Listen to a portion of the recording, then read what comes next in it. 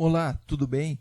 Eu me chamo Lucas de Jesus, falo diretamente do estado do Rio Grande do Sul, pela Rádio Difusora Espírita, e no tema do vídeo anterior nós falamos sobre responder a perguntas sobre quem sou eu, quem é você, quem somos todos nós, pelo ponto de vista da doutrina espírita. E no vídeo de hoje nós vamos visualizar informações a respeito de quais são as classes ou categorias dos espíritos. Mas antes de adentrarmos ao tema do vídeo atual, gostaria de te agradecer pela sua presença aqui no canal, pelas suas visualizações, solicitar humildemente pela sua inscrição, pelos seus likes e pelo compartilhamento do conteúdo para interessados, o que poderá ajudar muita gente na compreensão da doutrina e para ter acesso ao Consolador prometido de Jesus, que é o Espiritismo. Encontramos informações, então, sobre as classes ou categorias dos espíritos em Allan Kardec, no livro O Livro dos Espíritos, no capítulo da Introdução, no mesmo item 6. Allan Kardec explica que os espíritos pertencem a diferentes classes e não são iguais, nem em poder, nem em inteligência, nem em saber e nem em moralidade. Os da primeira ordem são os espíritos superiores, que se distinguem dos outros pela sua perfeição, seus conhecimentos, sua proximidade de Deus, pela pureza dos seus sentimentos e por seu amor do bem. São os anjos ou espíritos puros. Os das outras classes se acham cada vez mais distanciados dessa perfeição, mostrando-se os das categorias inferiores inclinados à maioria das nossas paixões: ódio, inveja, ciúme, orgulho e etc. Comprazem-se no mal.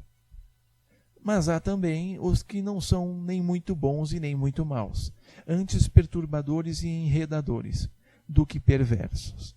A malícia e as inconsequências parecem ser o que neles predomina. São os espíritos estouvados ou levianos. Fazendo uma pausa para um comentário.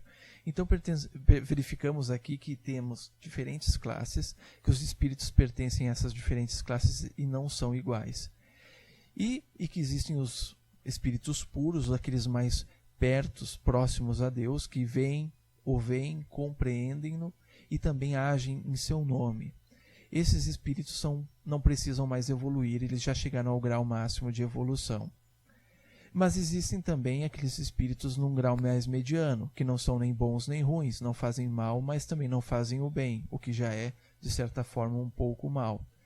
Eles fazem brincadeiras, perdem tempo, mas não têm a intenção de prejudicar alguém.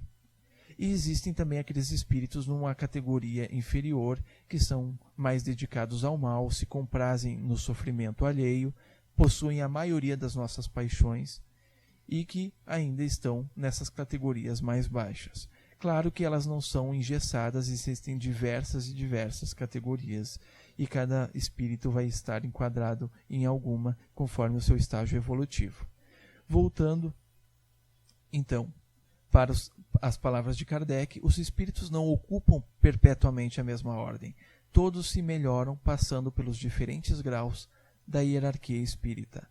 Essa melhora se efetua por meio da encarnação, que é imposta a uns como expiação, a outros como uma missão. A vida material é uma prova que lhes cumpre sofrer repetidamente, até que hajam atingido a absoluta perfeição. É uma espécie de filtro ou depurador, de onde saem mais ou menos purificados. Bem, fazendo mais um comentário, então nós verificamos que dentro desses diferentes graus da hierarquia espírita, esses espíritos não vão ocupar perpetuamente esse local. Eles vão sempre evoluir e conforme eles evoluem, eles vão ascender, eles vão subir de grau de hierarquia, assim se aproximando cada vez mais dos espíritos puros, por consequência se aproximando cada vez mais de Deus. A vida material ela é necessária, para a realização das provas, que eles vão ter que sofrer, entre parênteses nós, vamos ter que sofrer repetidas vezes, até que consigamos atingir um grau de absoluta perfeição. A encarnação, portanto, ela é uma espécie de filtro ou depurador, aquilo que melhora, que aperfeiçoa o nosso estágio evolutivo. Voltando às palavras de Allan Kardec, deixando o corpo, a alma volve ao mundo dos espíritos, donde saíra para passar por nova existência material, após um lapso de tempo mais ou menos longo, durante o qual permanece em estado de espírito errante. Tendo o espírito que passar por muitas encarnações, segue-se que todos nós temos tido muitas existências e que teremos ainda outras, mais ou menos aperfeiçoadas, quer na Terra, quer em outros mundos. A encarnação dos espíritos se dá sempre na espécie humana, e seria um erro acreditar-se que a alma ou o espírito possa encarnar no corpo de um animal. Então, fazendo nessa parte final mais um comentário, verificamos que os espíritos vão ter períodos em que eles estarão no plano espiritual antes de encarnarem novamente para uma nova vida no plano material. E esse tempo pode ser mais ou menos longo. Em alguns espíritos pode demorar décadas e até séculos, mas para outros espíritos pode meses ou dias, depende da finalidade daquele período e se vai ser proveitoso para ele também. Então existem espíritos que têm as reencarnações compulsórias, que acabam sendo planejadas por espíritos acima deles, pois eles ainda não têm a possibilidade de realizar esse programa por si só. Mas também existem aqueles espíritos que desenvolvem pesquisas, possuem projetos e responsabilidades no plano espiritual, inclusive cuidando de pessoas encarnadas e até desencarnadas, fazendo resgates, estudos, pesquisas e muito mais. Portanto, vai depender de cada espírito o período que ele vai ficar na erraticidade, ou seja, como um desencarnado, como vivendo no plano espiritual. E também verificamos finalmente que o espírito ele nunca mais vai reencarnar no corpo de um animal das categorias mais baixas da natureza. O espírito, atingindo o grau de ser humano, ele não vai mais retroagir.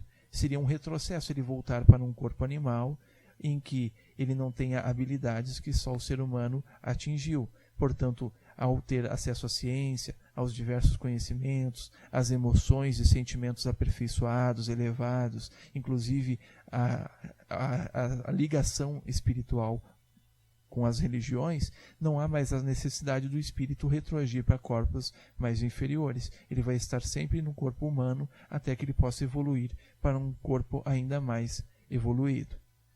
Então, no próximo vídeo, nós vamos entender mais sobre essa evolução da alma, como é que se dá o progresso dela.